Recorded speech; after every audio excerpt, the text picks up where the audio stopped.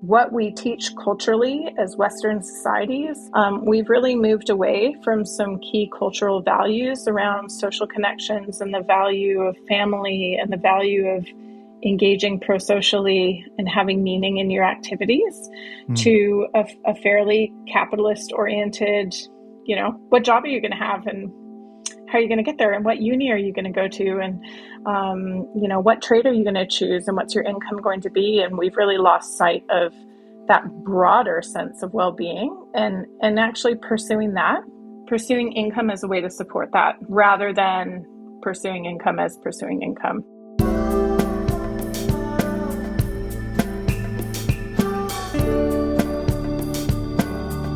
All right, welcome to the It's Never About Money community.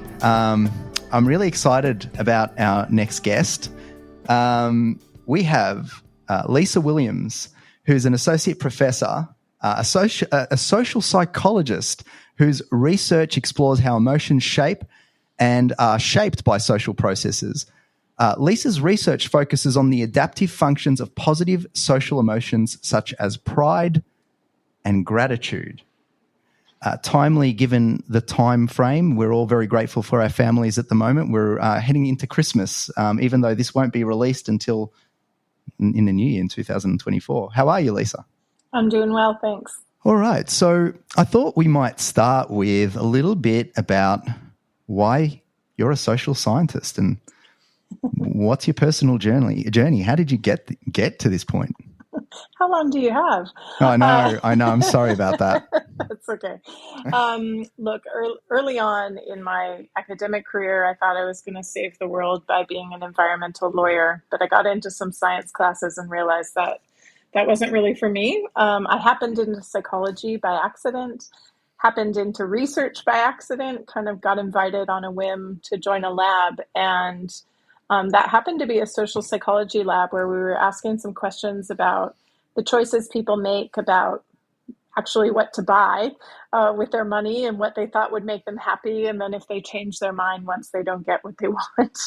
And I really got the bug for research. And so from there, it was a matter of pursuing, I pursued my PhD and I got my PhD and I decided to do that on a relatively under-researched emotion at the time, pride. And since then, since coming down to Australia for my academic position at UNSW, I've kind of expanded my focus to other positive emotions, as you mentioned, as well as well-being and happiness and the types of social dynamics that really appear to be key to making us feel like we've lived satisfied lives. And so do you think, in doing the research around the positive emotion of pride, do you feel like your actual research itself has ironically given you a sense of pride in your own career? Yeah, my PhD supervisor thought it was so hilarious to joke about how proud he was of me when I got my PhD. And then I had a PhD student working on an interesting version of pride, actually on vicarious pride, which is a fancy word for capturing the pride we feel in others' accomplishments. Yes. And then I found myself channeling my PhD supervisor when I would joke to Joel about how proud I was of him for his work on vicarious pride. So yes, it all gets a little bit circular. But look, I that work really was groundbreaking in many ways, showing some of the behavioral effects of pride that we didn't really know about. The emotion had a pretty bad rap. It is one of the 7 deadly sins, after all. A lot of people warn against feeling pride, diminish the feelings that you have and don't express it. But the experimental work I did showed that actually pride can be really important in helping us, like getting that sense of pride from accomplishing your goals can be really important in motivating future goal pursuit. And sometimes the goals we pursue are really hard.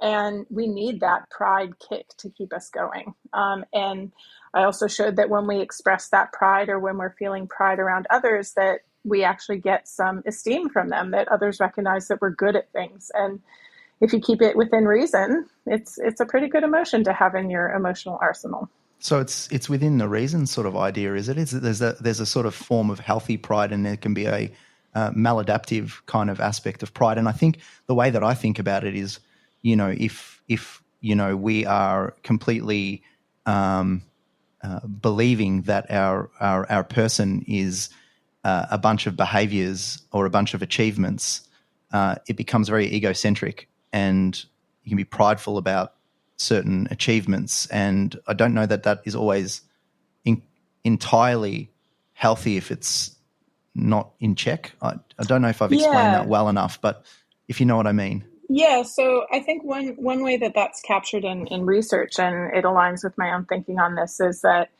most any emotion, if it's felt in too high intensity or too high frequency, or outside the context in which kind of it would be sensibly felt, then you're going to be in trouble, right? So if you're angry all the time, or extremely angry, or angry outside of context in which it makes sense to be angry, then anger is not such a good emotion.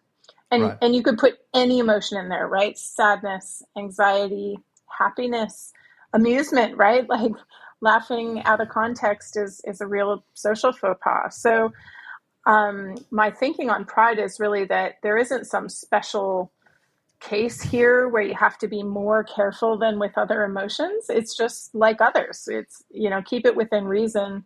Tie it to the achievements that do have social value to you and those around you, and it can be a really valuable tool.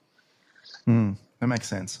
I'm interested, and I must admit, in reading and doing a little back reading in preparation, I do often get confused between the differences between happiness, well-being, life satisfaction, meaning. Actually, those four terms, I don't know how to bucket them. So maybe as a starting point, if we could try to distill the differences between these ones that I've just described. Sure. So I'll share that this is my view, and there are probably researchers and other theorists out there that would disagree with what I'm going to say. But so you and I are on the same page. What I would say is that well-being is the overarching term that we'd be talking about here, and that under well-being we have an arm of well-being that has to do with what most people would call happiness. The Greek or origin word that people use for this is hedonic well-being. Some people, the word hedonics like pursuing pleasure. So there is a bit of well-being that is feeling good. And philosophers and researchers often talk about that in terms of feeling happy right now, or more broadly, feeling satisfied with your life. So just this kind of good sense of things. Now, the other big arm of well-being is less discussed. It also has a fancy Greek-oriented word.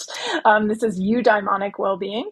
Almost sounds eudaimonic when I read it before, but it's eudaimonic. Just to be clear. I usually say it eudaimonic. yeah. Just to be clear. Yeah, de-emphasizing the demonic. So eudaimonic well-being has to do with.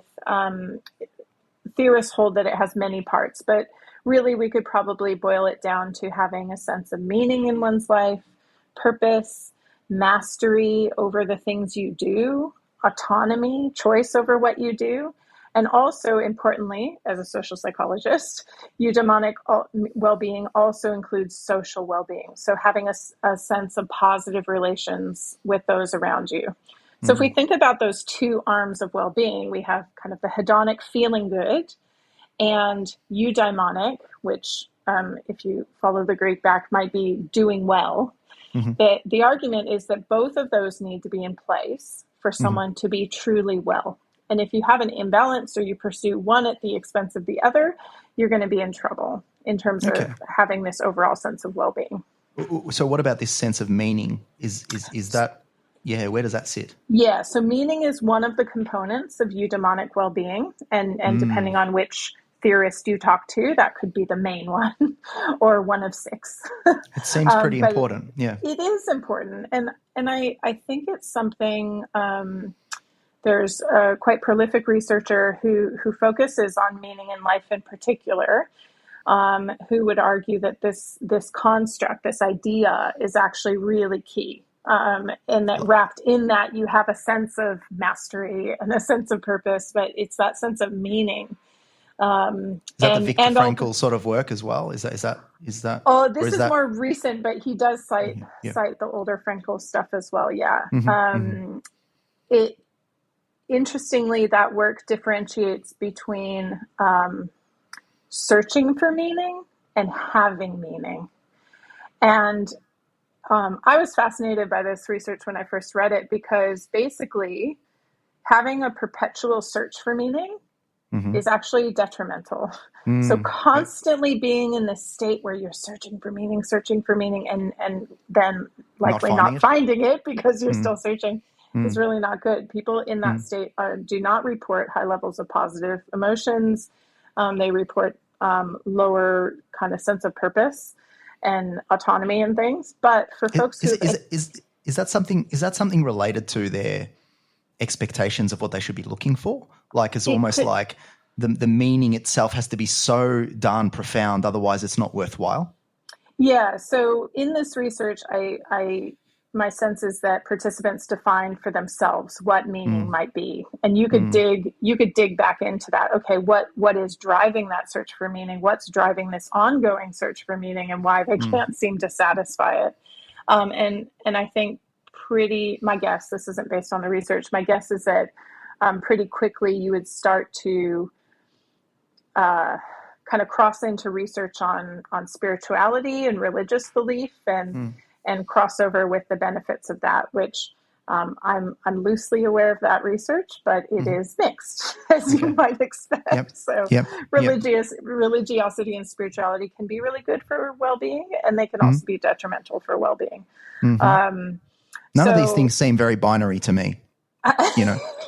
None of this stuff seems, this is categorical. Researchers love to put things in categories, you see, because then we can measure them separately. But they're not as clean cut as we'd like to pretend, to be honest. But that research overall on meaning in life, kind of contrasting with that, maybe, if you will, that more problematic state of consistently searching for meaning, for folks who have the sense that they have attained meaning. It appears to unlock all sorts of benefits. They report being physically healthier and mentally healthier, and more engaged in the community and things like that. So it's not. I think that's one insightful version of dividing into categories that's actually been really useful in thinking about well-being, because there's a similar thing on research in happiness. So pursuing constantly, like really highly valuing happiness but not getting it, is really bad. And again, you could dig into why some folks appear to be constantly chasing that rather than sitting with the positive things they have. But that constant search, constant chugging at things appears to be really detrimental to us as humans. So it seems like, well-being's the sort of umbrella term, the thing that we're all aspiring to is this sense of well-being and feeling good. Underneath that, we've got this sort of hedonic aspect to happiness, and this eudaimonic aspect, which is, so the hedonic side of it more around moment-to-moment feelings of joy, I suppose, or sort of exhilaration or elation. And then, this eudaimonic idea, which is more a sense or a feeling that there's some mastery, some achievement, some friction that we've had to go through to achieve something. That sense of purpose, that sense of meaning also sits under that. Your point, which was interesting to me, was that without you need the sort of hedonic side there. You need to have a balance between both. And this might be an insight into my own psyche, but I've been constantly feeling that the sort of hedonic side is the side to be more cautious about and worried about.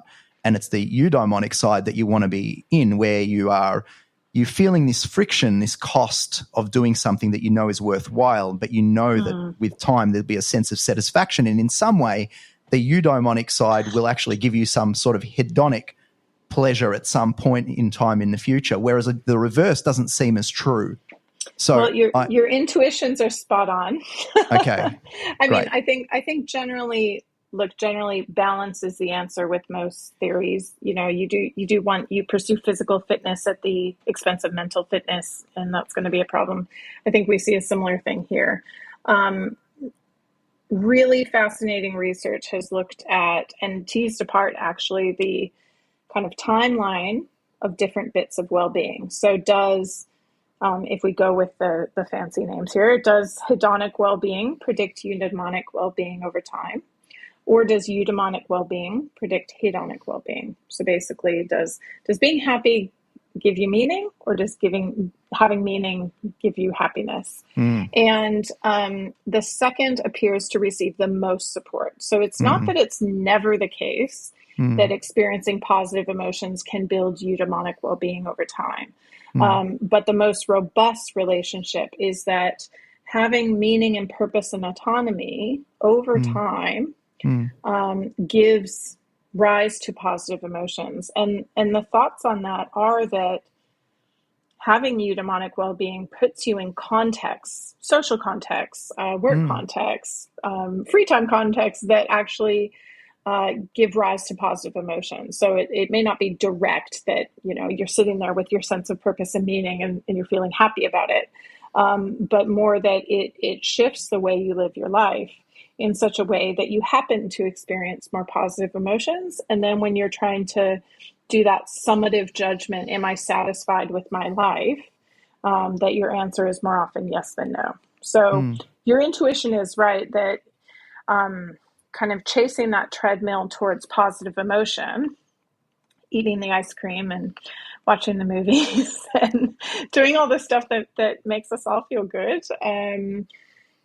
It has its place, but if you do that, if you chase that as a way for overall well-being, um, Mm, it's not as likely to succeed than if mhm. you chase those goals that are sometimes harder to get, that do require effort, that doing the thing that gives you purpose and meaning is sometimes in the moment really hard. And that idea really was the type of ideas that initially spurred my initial work on pride. I was actually Mm. chatting with my PhD supervisor. I was a rower in undergraduate university, and rowing is like the quintessential terrible right now for maybe a possible future good.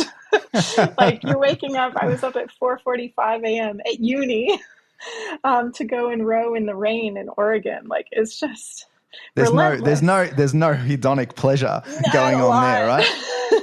Yeah. But, long term, you get these rewards of being in this lovely teamwork setting. This is kind of aside from all the competitions and the winning, which may or may not happen, but kind of the long term benefit of the beauty of rowing gracefully Mm, and mm. being a part of a team. It really makes those harder moments worthwhile. And what might push that?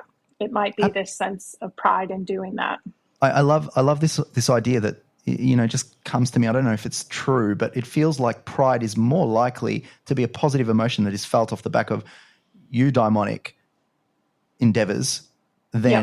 than I can't think of other than vicarious pride, where you might feel the pride of a child doing Mm. something that you mastered a lot later than them or something like that. That might be an immediate gratification, sort of a hedonic sort of pride that you might feel. But the sort of pride that you explain in the rowing comes as a result of a friction or a Yeah. cost of doing something so regularly for the pursuit of a greater good. Yeah. And then you look at it over time and you go, well, wow, what have I achieved? It's pretty amazing. Yeah, that's right. And look, the definition that we pinned on pride in that early work, where you kind of have to define all your terms when you're setting out new ground. So we had to pick a definition of pride. And really what we landed on is that it's an emotion that we feel when we've achieved something in a socially valued domain. Um, and really, achieve is doing a lot of work there. So by achievement, we don't mean like you happen to luckily, you're not proud of winning the lottery. But you're proud of doing work that has led to a goal that you have attained that mattered to you and mattered to those around you. And so I think you're right that there is some alignment there um, between the types of things that we do that give us a sense of pride and the types of things that we do that give us a sense of eudaimonic well-being, which is purpose and mastery and meaning. So can we perhaps, before we move on to some of the eudaimonic side, which I think is, for me, it's a pretty interesting aspect of what we pursue, but can we maybe give our listeners a little bit more of an idea about when sort of hedonistic endeavors are actually adaptive and helpful, and where they can be, because they do feel a little bit like they're the sugar rush. They're the white bread we've talked to you about before, not the sustainable stuff. It feels a bit like you're always chasing that if that's what you're going down. So how do we kind of bring these things into our lives without having them out of balance? Yeah, look, the way I would probably answer that best is to say my view of our emotional state, including the positive emotions that might be called hedonic well-being, as well as negative emotions, is that they're a pretty good gauge of how we are in relation to our environment.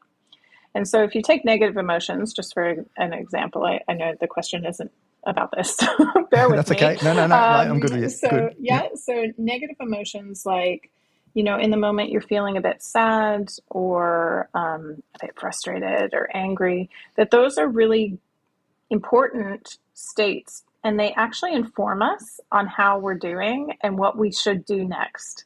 So this is really kind of emotions as internal information idea. Our positive emotions do the same, right? So when we are feeling happy in the moment, amused, enthusiastic, these are all indicators that we're in a good environment.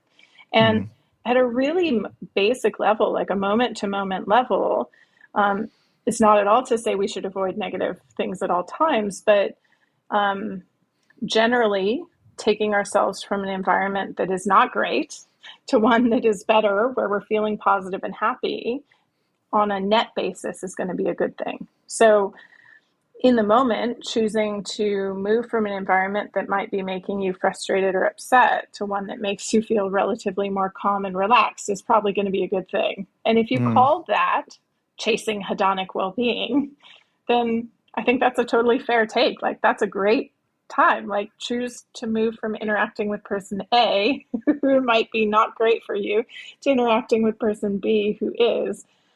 That's an adaptive choice. It makes sense for our well-being. And so I think in that view, kind of taking our emotions as inputs to how we're going would lead us to be periodically making choices to improve our happiness, to improve the kind of net feeling that we're feeling good or positive. And that happiness about where has that happiness has a satisfaction side to it.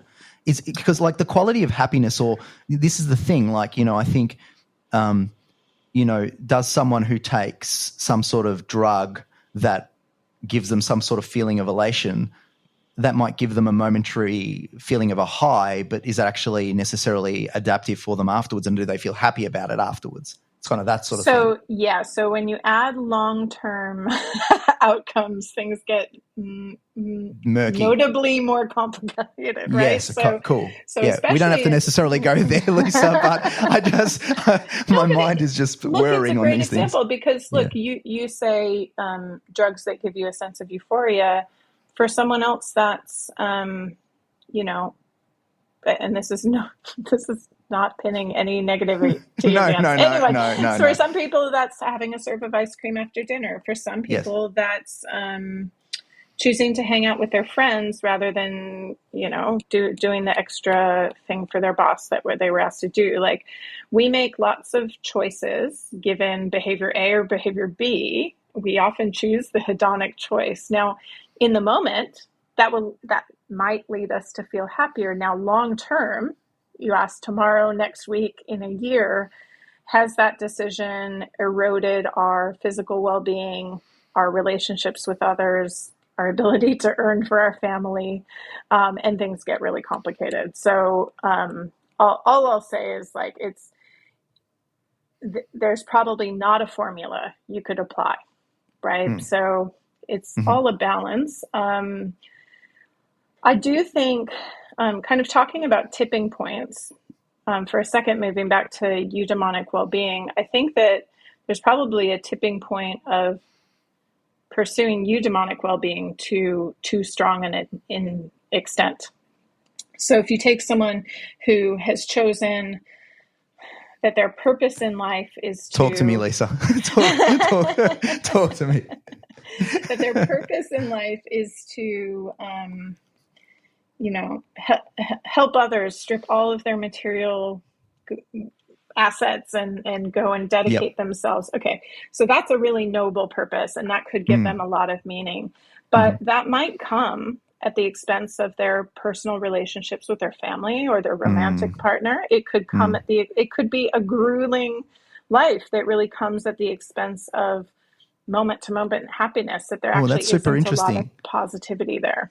So it's this idea that the people that really game change in life, often there's a massive cost to them. I think of, like, I know this is a really strange example, but like I've listened to podcasts about Prince, the artist, Okay. and he was an incredible musician, like just an absolute incredible musician, and dedicated his whole life to music. He was a social recluse, and he found it really hard to have any friends. Yeah. And I just sometimes think that, people's choices around meaning and their purpose about what they're delivering to the world at large can also have this kind of byproduct or this cost. And I think that's what you're sort of illustrating. Yeah. So, and it, before when I said, look, there's a stronger relationship between pursuing eudaimonic well-being leads to happiness. I just, there is a boundary condition of that where doing something at the true expense of other aspects of our well-being. And so I guess one thing is to say that overarching umbrella I set out really is to do with psychological or mental well-being. We also Mm. have physical well-being that we do need to take in account. So, folks who pursue Money. athletic money is a good example. Topical. I was going to say physical goals like Sure. being ultra marathon runners and things. Mm. That's great. They can do that actually at the expense of their physical well-being over time. So there are boundary effects all over psychology, and I think well-being is just this minefield of trying to hit the balance without stepping too far. Mm-hmm. But returning to money, I think chasing money is another minefield.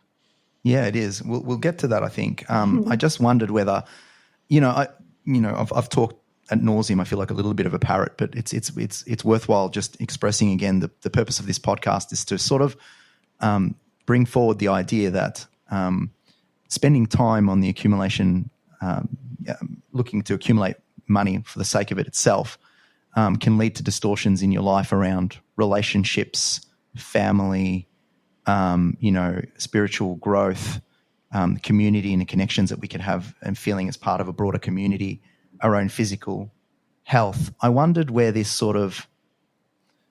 idea of eudaimonic and hedonic traits or drivers actually works within this idea. So like, if we're looking at work as an example, what are some aspects of work or a career that are more about eudaimonic, and what sort of choices would we make that might be more hedonic? And just going through it a little bit so that, we put some make something tangible about this conversation. Yeah. So, look, it's tricky. I will say for myself, I feel incredibly fortunate to be paid to do something that actually gives me a great deal of meaning and purpose and happiness. And I am, the building I'm in is actually off-white. I'm literally in an ivory tower, but I recognize that not everyone gets to enjoy that. And I study gratitude, so I say this without irony. I'm very grateful for my position in that in life currently. But I do think work and career is this interesting place where a lot of people feel that there's a trade-off that the jobs that might give them meaning and purpose and autonomy, right, the choice of how they spend their workday, are not those that pay the best. And that especially at upper career ladder stages where you're kind of making those choices, do I take this promotion or do I move organizations for a higher pay, but I'll have increased accountability to what have you, a board or a boss who I may not like, then making those choices becomes really tricky. And the reason why that's tricky is that it's not all about your work day, whether that's 9 to 5 or some other schedule or more than 35 hours a week. It's really the money that you earn at work can often afford you literally to do things in your non-work time that are really valuable. So it's not just about pursuing work that may give you meaning. Sometimes it's necessary to take jobs that may not give you meaning, but then it allows you to find meaning outside of work. Yeah. It's, and that's why I kind of say it's a bit of a balance, right? But isn't that the beauty of it? I mean, the beauty and the challenge, maybe. Yeah. But regardless of the financial side, you can try to make it work, whether it be at work with a lower paid job and you make ends meet the other way around, or if you choose the money, you have a greater capacity potentially to find the meaning outside of the career, potentially. I think. So I think there's a lot of weight in that, because I think, based on my understanding, there's decreasing gains in happiness with increasing income. So you kind of get on this metaphorical treadmill of kind of chasing the next raise, chasing the next, that'll allow my next vacation, but then you're working so hard you don't take your next vacation. Yes. You're trying to get the money to get your family into maybe home ownership, and you think that this will unlock a different lifestyle and different things, but then you move house and you still have your really demanding job that doesn't allow you to actually enjoy those things. So potentially is key there. And I think that those are choices that some people make well, but it is a bit of a trap that is easy to fall into, the allure of more income. There's some great recent research out of Australia. It piggybacks on. Is that the Hilda stuff that was? Yeah. So there's this original work back in the US from Nobel Prize winner, incidentally, Daniel Kahneman, on kind of the happiness gains that you get from increasing income. Yes. And there's a fairly linear increase. So more income or more access to money coincides with higher happiness. I'm being careful about using causal language here because this data is almost never causal. But with more money comes more happiness, but only to a point. And then that relationship tapers off. And way back when that work was originally done, that point was around, I think, 74 or 75,000 US. Yeah. And of income per year. Yep. Yep. Annual income. And most people don't earn that. No. So there is some room, right? Some people think, oh, okay, well, I'll earn more and I could get more happiness. And that's true to a point.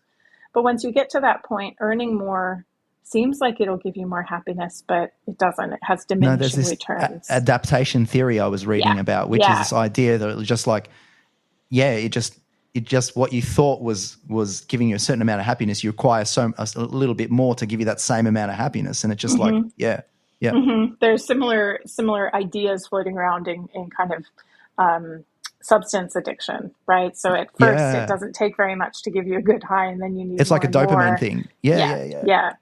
Okay. So they did, Richard Morris, who's an Australian researcher, did some analysis of the HILDA data set.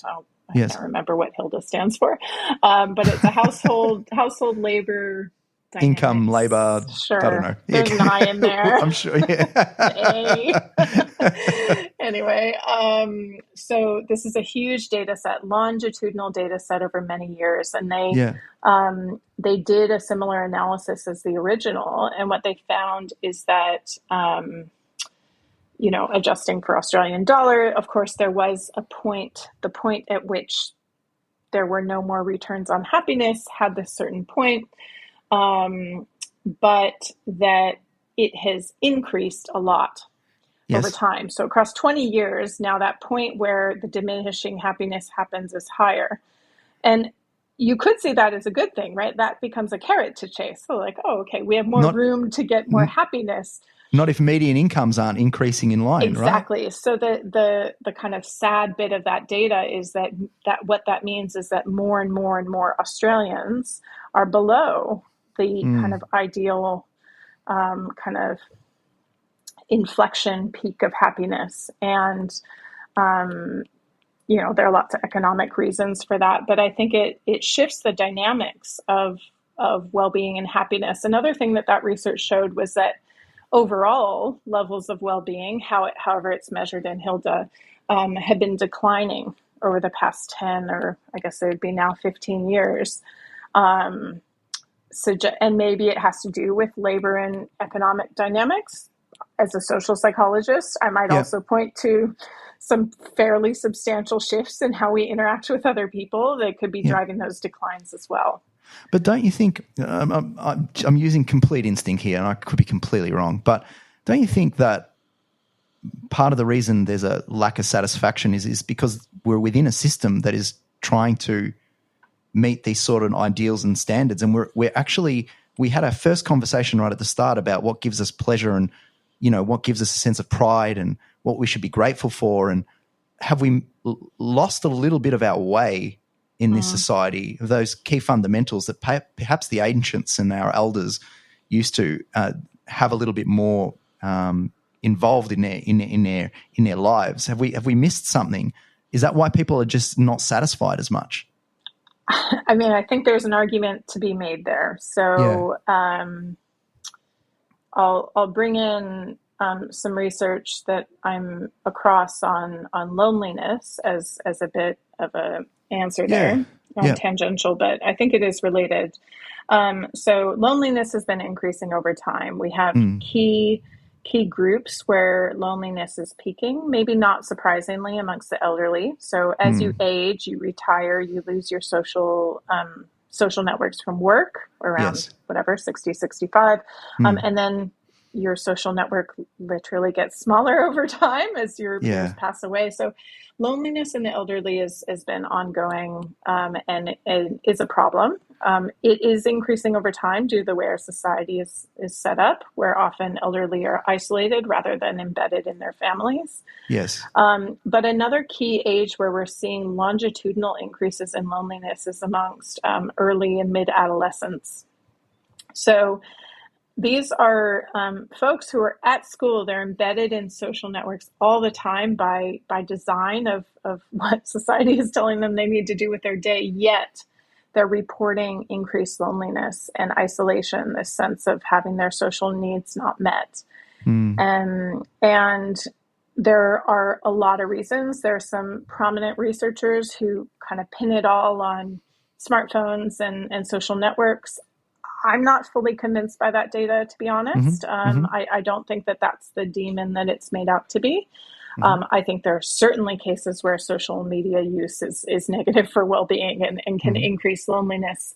But I don't think that's all of the story. And my inclination, to get to your question, is that in many ways, what we teach culturally as Western societies, so I'm American, we're talking here in Australia, we've really moved away from some key cultural values around social connections and the value of family and the value of engaging pro-socially and having meaning in your activities to a fairly capitalist-oriented, what job are you going to have and how are you going to get there and what uni are you going to go to and what trade are you going to choose and what's your income going to be? And we've really lost sight of that broader sense of well-being and actually pursuing income as a way to support that. rather than pursuing income as pursuing income. That's my personal sense. So might our needs actually be lower than what we think they are if we actually focused on not buying the things, but perhaps having the experiences? Because one of the conversations I wanted to have with you was this research around the fact that when we're looking at our consumption, what we actually spend on is very, very important to support our sense of well-being. Yeah. And it might be that our beliefs about how much we need to sustain ourselves is based upon a model which is flawed inherently if we're looking at maximizing our well-being, in the sense of like buying all these things that we have been suggested that we need is actually not bringing about a greater level of utility. But the research is saying it's the experiences that we're having. And I don't know that it always comes at such a cost. So I just wanted you to perhaps... Yeah, so there's some really interesting work out of some social psychologists who were intrigued on kind of how we spend our money, and how in a fairly consumer-driven, ad-driven society, when handed an extra $10 or $50, many of us will go and buy a thing with it, thinking that it'll make us happy. It turns out it often doesn't. It may have a short life. So like, in the moment, there's kind of the thrill of buying something special for yourself. But in light of that data, the researchers started to chase, well, maybe we could instruct people, rather than buying a thing for themselves, to buy a thing for someone else. So simply shifting the focus, same material thing, buy it for someone else. They found higher levels of positive emotion to result from that, and more sustained positive emotion. And as you might expect, a stronger social connection with the person you bought it for. So there's because you bought them. Well, perhaps. We're talking just before Christmas, so this is all very relevant. But it is. Look, there's a whole separate kind of psychology of gift giving literature that this is only touching on. But the more intriguing next step of that research was to say, okay, what if it's not buying things, but buying experiences, and specifically buying experiences that you can share with someone. So it is almost Christmas, which many people in Australia choose to buy presents for other people, rather than buying the new tech gadget or, whatever, yet another tie or t-shirt. Maybe instead of buying the thing for someone, you could buy an experience that you share with them. So tickets to go to the movies, or a date night IOU, or a vacation if that's in your budget, those types of shared experiences. And it turns out when you compare purchases for other people of the same financial value that is a material thing versus an experiential thing that can be shared, the best outcomes come from that experiential thing that can be shared. The slightly selfish take of that is, of course, if you buy someone an experience that you get to share with them, you get to benefit from the experience too. So it's a little bit of a selfish present. But I think we're all good. I like it, to be honest. I'm taking this on. I like it. It sounds good to me. You can say, a researcher told me so. Exactly. So, to a broader point, rather than those specific studies, I think how we spend our money is really important. And it takes a conscious decision, especially this time of year, but actually all year round. We are bombarded with, our telcos reach out and want us to get the newest phone, and it's this or that, or the newest clothes, and advertising is everywhere. And the belief of all of that is you will look beautiful. You will be happy if you buy this thing. This next thing is going to make your life so much better. But it turns out it often doesn't. And if you took that same amount of money and said, hang on, pause, I'm not going to spend it on the thing. I'm going to choose an experience that I can share with someone, or at the very least, buy a gift for someone. Chances are that the well-being utility, if you want to put it that way, the well-being utility of that will be higher. So do you get a sense that going back to the original point about the income issue, we've got, median incomes not actually keeping pace with the rising kind of watermark or threshold for income and happiness. Do you get a sense that you can have a moderate and modest budget and still be able to have a meaningful and happy existence? I mean, I know there's a level, right? I know there's a level. Yeah. So there's, going way back in psychology, there's Maslow's hierarchy of needs, right? Sufficient, safe housing, access to food. I think if we're talking about well-being rather than simply kind of existing at a minimum, having enough money to choose to do things with your time, whatever that means. So even local travel or taking your family to lunch or something. Minimal extra income to spend would still enable and maybe be advantageous to enabling us to choose how to spend our time for meaning and purpose over and above just having a lot of money to choose what to do with. Because I think, as I've mentioned, our society pushes us to do things with that money that probably aren't going to gain our well-being at all. I'm pretty conscious about my family's financial spend and kind of whether it will actually have well-being benefit rather than just kind of satisfying a need. And I'll sit on a purchase sometimes for so long that we don't need it anymore. And I do that purposefully because I think it's really easy to get caught up in that.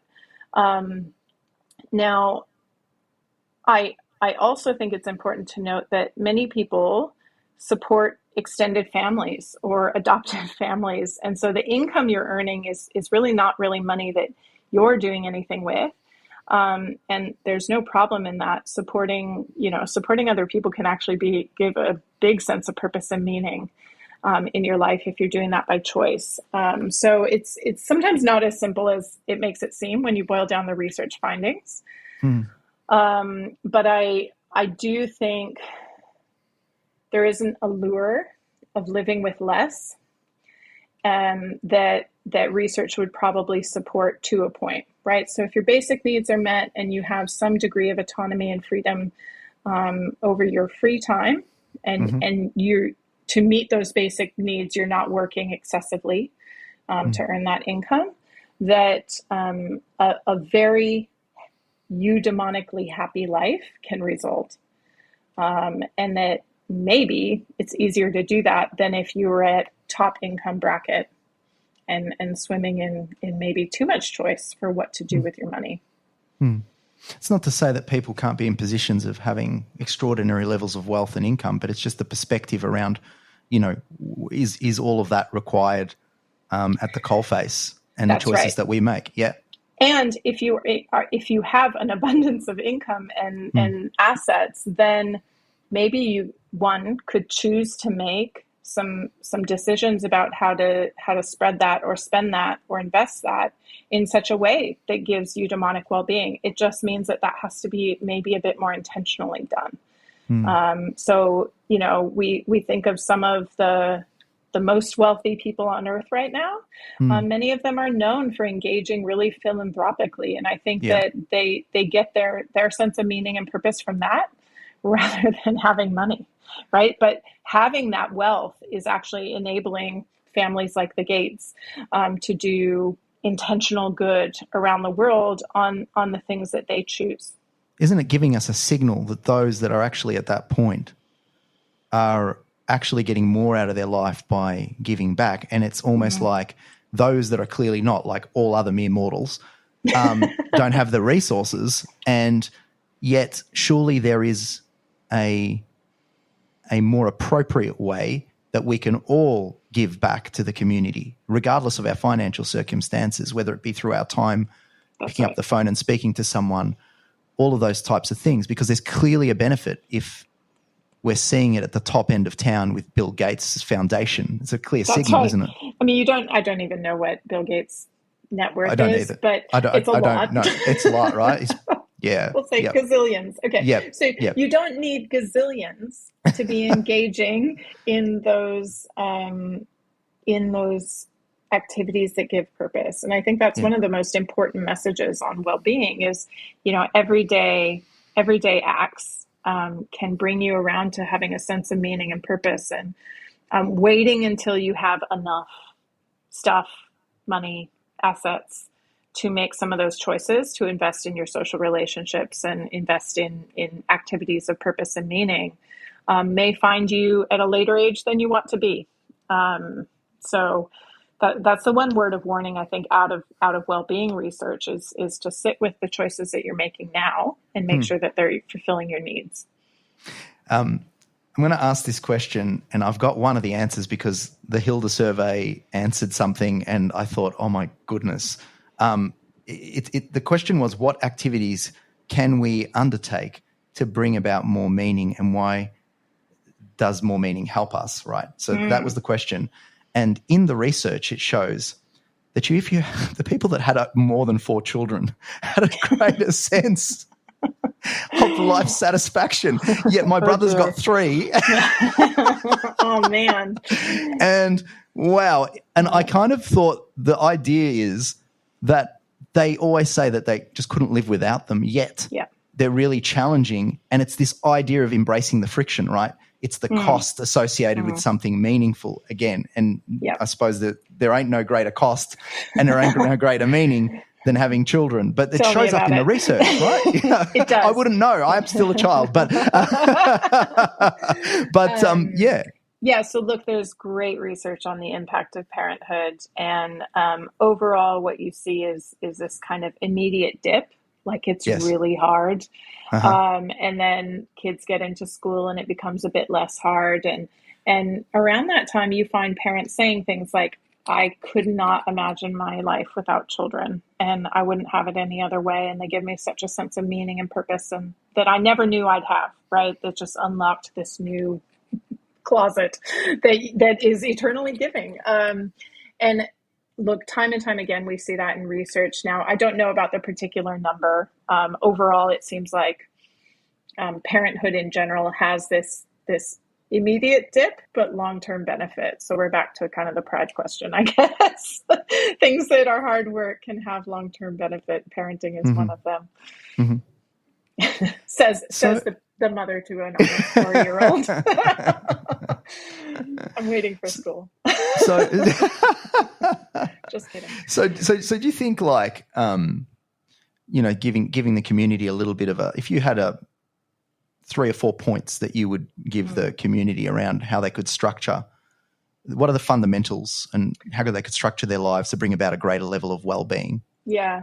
So for me, absolutely number 1 would be investing in social relationships. Yes. I think all of us could spend more time and more effort connecting with our friends, our family, if we still have them. Not through social media. Well, maybe. I mean, maybe? Look, if it works, okay. for you, okay. like I have folks who I only really chat with on Facebook Messenger or whatever. Okay. Especially once you get to like having friends who are other parents, it's almost all asynchronous conversation. Sure. Fit in when you can. But any connection is super valuable.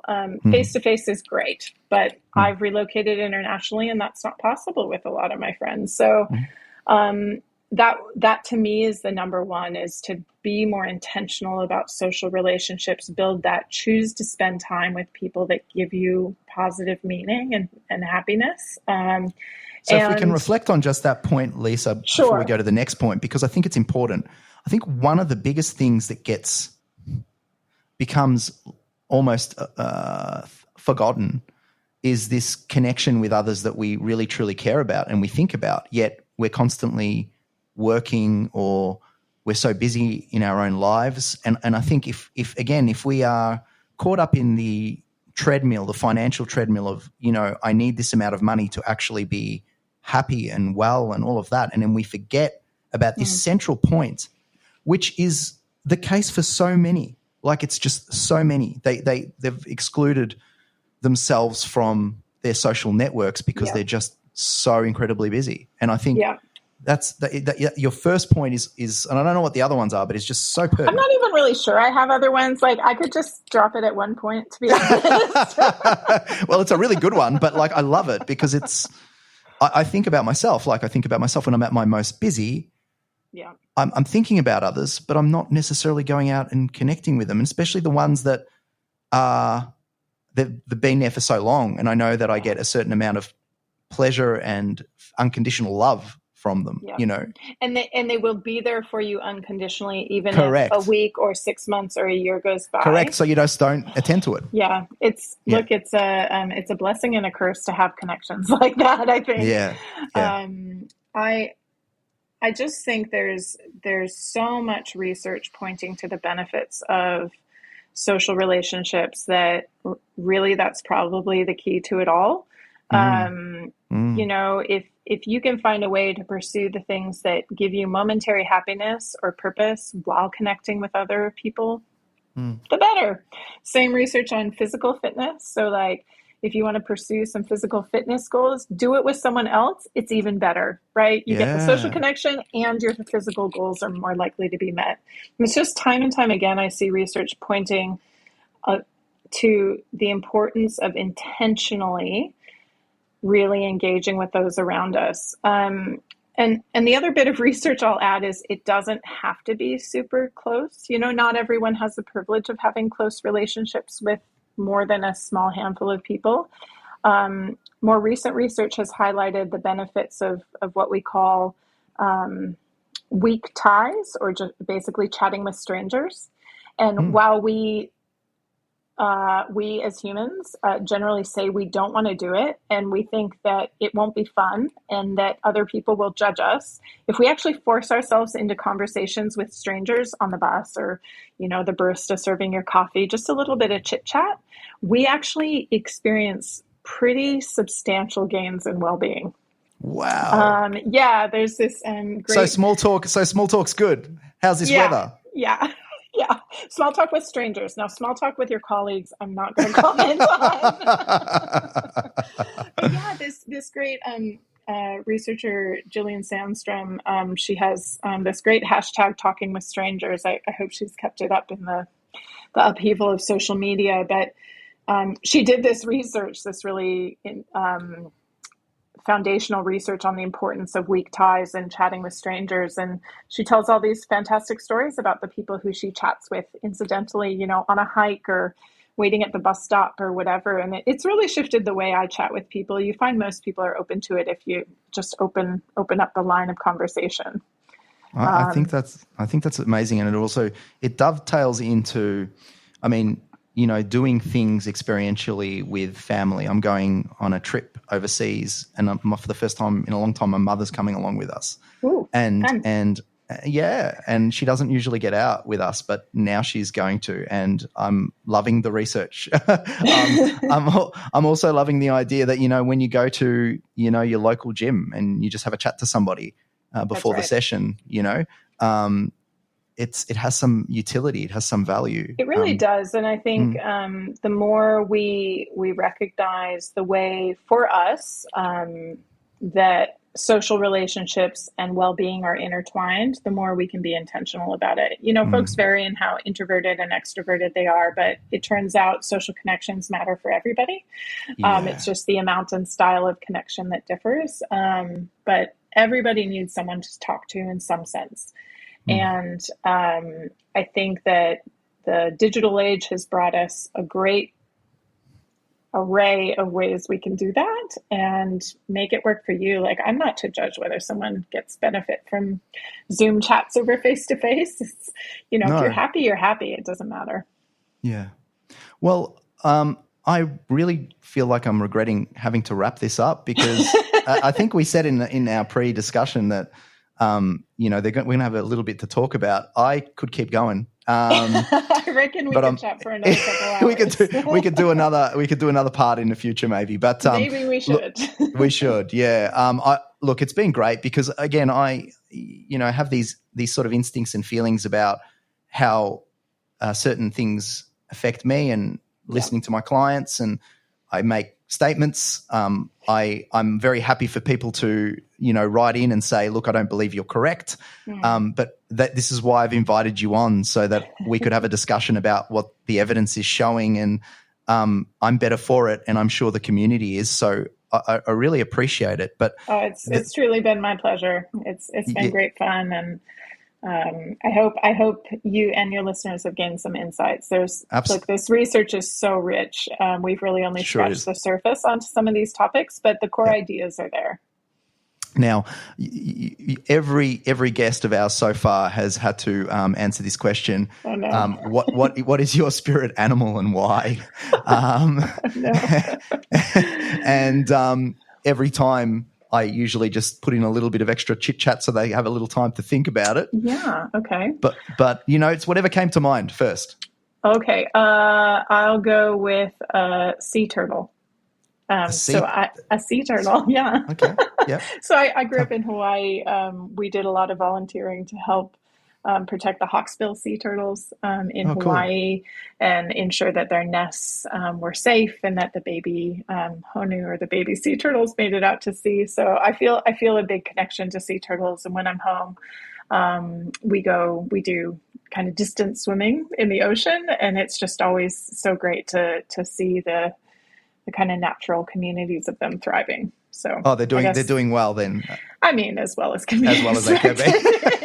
Given the humans and what they do. Yeah. The hawksbill numbers are very low, but there is one or two off the coast where we swim on Maui, and it's always super exciting to see the hawksbills out there. But tons of greens. There's a lot to see. Amazing. Well, again, thank you very much, and at the time of recording, it's a Merry Christmas and a Happy New Year to you as well, Lisa. Happy holidays, and have a great trip. Yeah, thank you. All right. Take care of yourself. See ya. Bye. Bye. If you have resonated in any way with the sentiments of this podcast, we would be delighted to direct you to our website, www.itsneveraboutmoney.com.au, for more free resources and education aimed at improving your capacity to make sound financial decisions for the benefit of your family.